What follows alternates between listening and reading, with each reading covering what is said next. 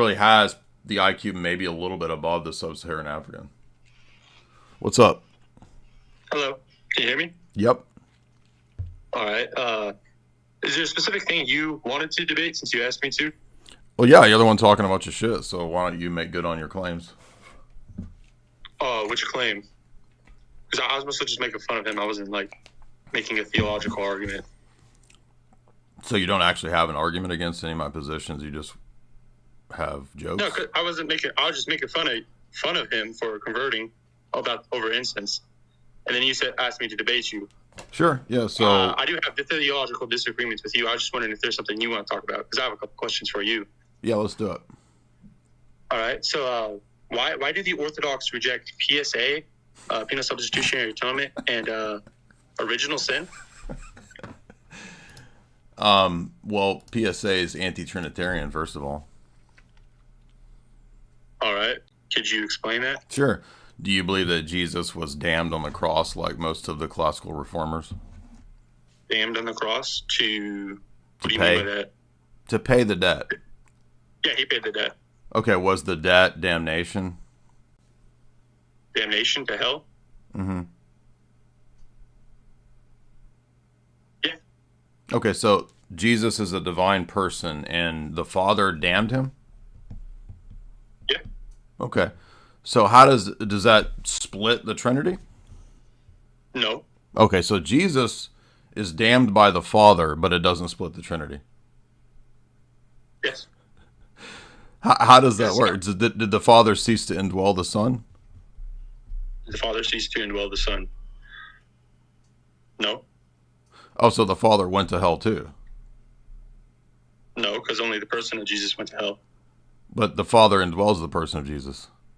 Wait, the Orthodox don't think Jesus descended. Are you not going to answer that? Don't change the question. Explain to me what you mean by PSA. Why are you changing the subject? I'm not trying to change the subject. You are. I'm explaining to you why it's an anti-Trinitarian blasphemous doctrine. So you just told me Jesus was damned. The Father still indwells the Son, but the Father's not damned? Yes, the Father is not damned. Okay, but he indwells the Son. Does he? Do you know what the doctrine of perichoresis is? No. Okay, so you don't know basic Christian theology, but you're here to tell me what's right and what's wrong. So how does the Father cease to indwell the Son if he's not going to be in hell with the Son? He doesn't cease to indwell the Son, I said. Okay, so then he goes to hell with the Son.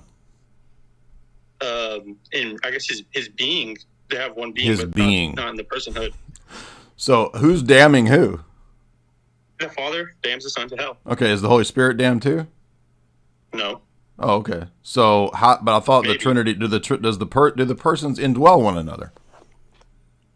Yes. Okay, so when the Holy Spirit and the Father are indwelling the Son, are they indwelling him in hell? Well, not everything that happens to the Son happens to the Father. Oh, so now you're a tritheist. In some sense it does. Not in some sense it does, but you can't, you wouldn't say that. Okay, did the Father turn his will against the Son? Did the Father turn his will against the Son? When he damned him? Yes. Okay, so how many wills are there in the Trinity now? I'd say one, but... oh, wait a minute. How does there one will when the Father turns his will against the Son? When the Father turns his will against the Son? To send the Son to hell, which also is the Son's will. The Son is submitting to go to hell with him. So how many wills... so you just said he turned his will against the Son. So is there two wills in the Trinity? The Son...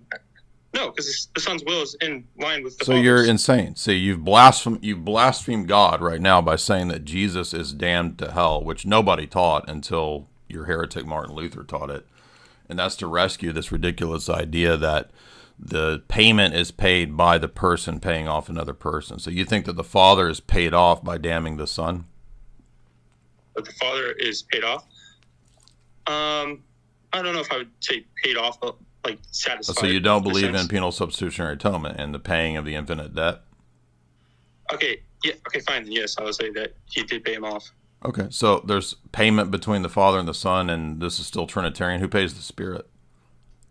Who pays the Spirit? What do you mean? Is there things that happen in the Trinity that are just between two persons and not between three? No, I guess not. Okay, so who paid the Holy Spirit? Who paid the Holy Spirit? Well, I guess So this is why PSA is blasphemous and insane. So you want to move on?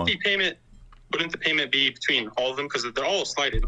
So they're all paying each other. Yeah, that makes a lot more sense. No, the Son pays the debt for to the who? whole being of God. To who? To the Father. The Father in like a direct sense, but the whole being of God slighted. Oh, so there's a debt to the being of God. Jesus pays the debt to the being. Can you name anybody that taught this before Luther?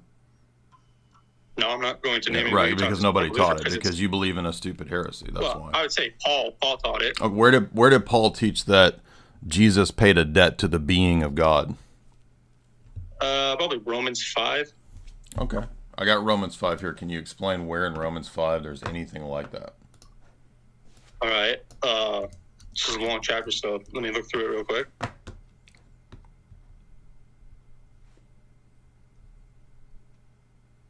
So you're not familiar with basic Christian Trinitarian theology. You didn't know what perichoresis was, but you're going to tell me that Jesus is damned by the Father and the Spirit indwell him, but they're not damned.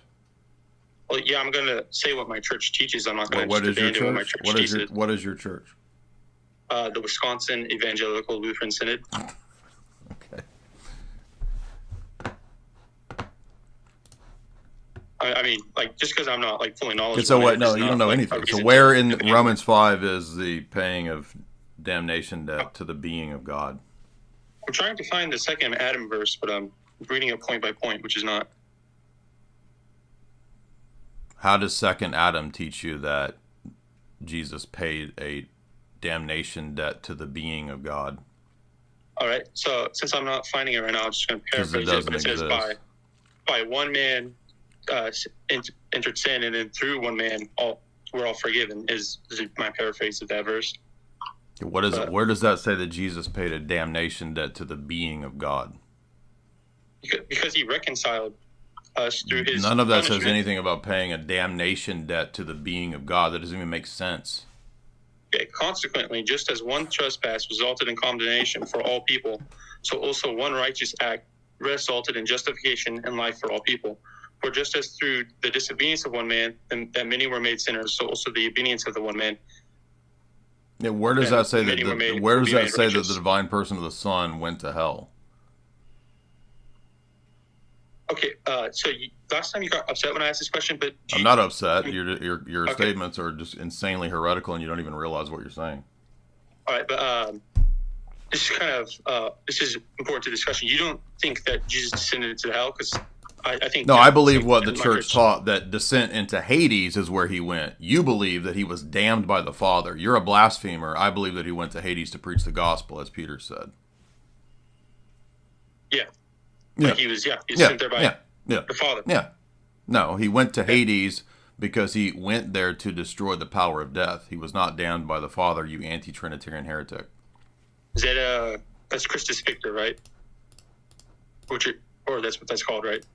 Yeah, that's not the doctrine that he was damned by the Father. He went to Hades willingly, not because he was damned. You can't split the Trinity. He went willingly. Christ's will. You just said the Father damned him. Again, you said the Father turned his will against the Son. Thus, it's not willingly. Yes. But the Son goes willingly. Then why would the Father turn his will against the Son?